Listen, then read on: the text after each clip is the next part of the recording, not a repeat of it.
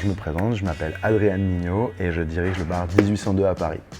3 mots pour me décrire, je dirais calme, exigeant et plutôt sympa. Pourquoi 1802 Parce que l'hôtel qui abrite le 1802 s'appelle le Monte Cristo.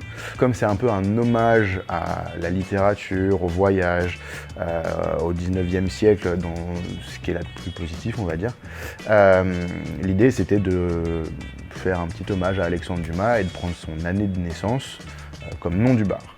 Et pourquoi le rhum Parce que tout simplement, Alexandre Dumas, lui, était petit-fils de propriétaire de canne à sucre et sa grand-mère était une ancienne esclave affranchie.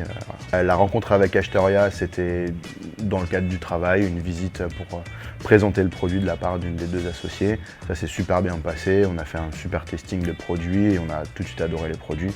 Et l'approche, si tu veux, presque cocktail / parfumerie dans ce monde des spiritueux et de la liqueur, ça nous a tout de suite parlé. On se rapproche du produit plus par l'émotion que juste par un choix bête et méchant. Alors ma liqueur Ashtoria préférée, ça va être Cuir Lointain. Clairement, c'est celle avec laquelle j'ai eu le plus d'affinité dès le début et c'est celle qu'on travaille le plus. Et j'adore ce côté vraiment un peu cuiré, ce côté très épice douce, et cette petite trame verte en fin de bouche, je suis assez fan. L'album que j'écoute en boucle en ce moment, ça va être New Levels, New Devils de Polyphia, qui est trop cool, sorti il y a quelques années, mais je m'en lasse pas. C'est marrant, c'est un petit peu comme Ashtoria, il n'y a pas de voix, c'est que de l'instrumental et on est pas mal sur l'émotion. Et du coup, j'essaierai de faire quelque chose d'assez cristallin, assez épuré, où on se concentre sur le goût, sans trop de surriture.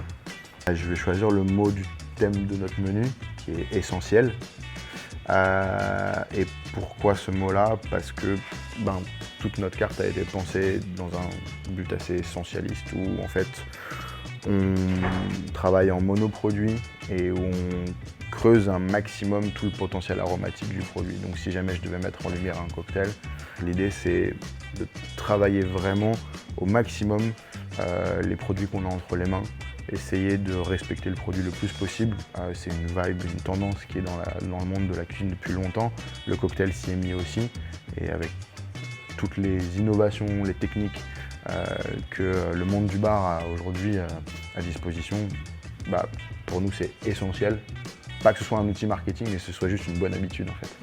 Le conseil que je pourrais donner, c'est de ne pas forcément suivre tout ce qui se dit dans le monde du rhum, parce qu'il n'y a pas de dogme du rhum, il faut juste aller là où notre palais est le plus à l'aise. Si on aime les choses plutôt sèches, ou plutôt épicées, ou plutôt sucrées, en fait il y a de la place pour tout le monde.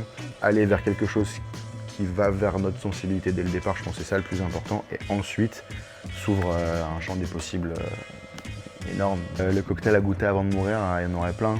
Il faudrait faire tout un menu de ce qu'il faut goûter avant de mourir, avec modération bien sûr. Mais en tout cas, je partirai pas sans boire un daiquiri.